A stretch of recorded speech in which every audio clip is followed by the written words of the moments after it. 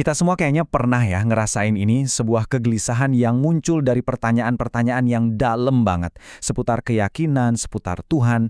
Nah, kali ini kita akan coba bedah gimana sih cara menavigasi perasaan itu biar kita bisa nemuin kedamaian. Jujur deh, pernah nggak sih kamu ngerasa takut sama pertanyaan yang tiba-tiba muncul di dalam hati kamu sendiri tentang Tuhan?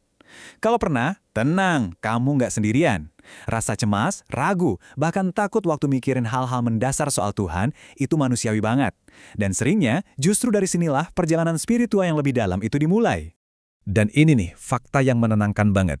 Ternyata, orang-orang yang imannya kita kagumi, yang hidupnya paling dekat dengan Nabi Muhammad SAW, mereka juga pernah loh bergumul dengan pertanyaan-pertanyaan besar yang bikin hati mereka gelisah. Jadi ini bukan hal aneh. Nah, ini dia nih, bagian yang mengubah segalanya. Coba perhatikan baik-baik. Nabi sama sekali nggak memarahi mereka karena ragu. Justru sebaliknya, beliau membingkai ulang kegelisahan itu. Kata beliau, perasaan itu bukan tanda imanmu lemah, tapi justru itu bukti bahwa ada hati yang tulus, hati yang peduli, yang nggak mau membiarkan keraguan bersarang begitu aja. Oke, jadi kalau kegelisahan itu wajar, bahkan pertanda baik, terus gimana? Apa yang harus kita lakukan dengan pikiran-pikiran yang rasanya besar banget ini? Nah, Nabi memberikan arahan praktisnya. Yuk kita lihat. Jadi poin utamanya ada di sini. Nabi mengarahkan kemana energi berpikir kita sebaiknya digunakan. Kita didorong untuk merenungkan keagungan ciptaan Allah. Lihat deh alam semesta, kehidupan di sekitar kita, bahkan diri kita sendiri. Tapi, beliau juga menyarankan agar kita tidak memaksakan pikiran kita untuk mencoba memahami esensi atau zat Tuhan itu sendiri. Dan analogi ini, wah, ini kena banget sih. Akal kita itu alat yang luar biasa hebat, kayak lampu yang nerangin jalan kita di kegelapan. Tapi, memaksa akal buat memahami hakikat Tuhan yang tak terbatas, itu sama aja kayak minta lampu senter buat nerangin seluruh alam semesta. Hasilnya, bukan pencerahan, yang ada malah kita makin bingung dan pusing sendiri.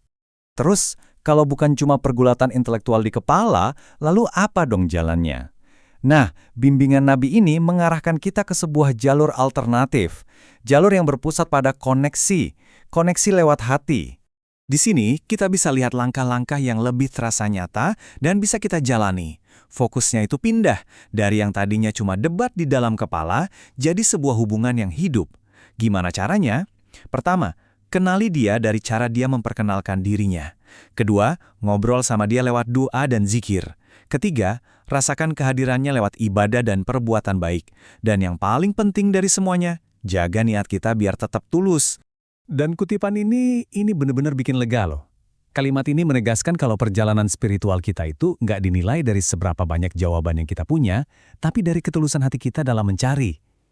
Jadi hati yang tulus mencari Tuhan, meskipun masih penuh pertanyaan, itu udah ada di jalan yang benar.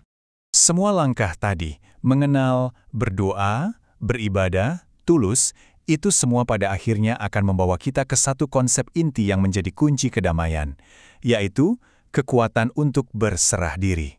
Penting banget nih buat kita pahami. Berserah itu bukan sikap pasif, bukan berarti kita berhenti mikir atau nyerah gitu aja. Justru sebaliknya, ini adalah tindakan aktif yang lahir dari kesadaran. Kita sadar kalau kemampuan kita itu terbatas, dan dengan kesadaran itulah kita menaruh kepercayaan penuh pada Dia yang ilmunya tak terbatas.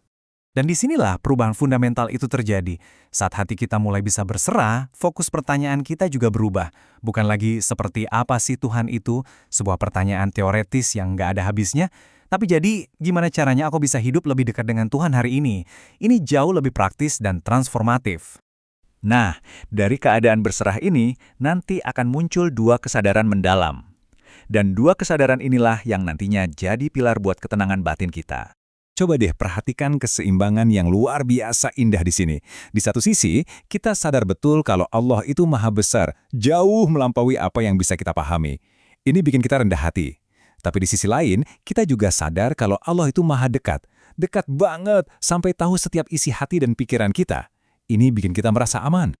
Nah, kombinasi dua kesadaran inilah yang pada akhirnya meredakan semua kegelisahan spiritual kita di awal tadi. Kita bisa tenang karena kita tahu kita nggak harus punya semua jawabannya. Dan di saat yang bersamaan, kita juga tahu bahwa kita nggak pernah sendirian dalam pencarian ini. Dia maha besar, tapi dia juga maha dekat. Jadi, coba kita renungkan ini bareng-bareng.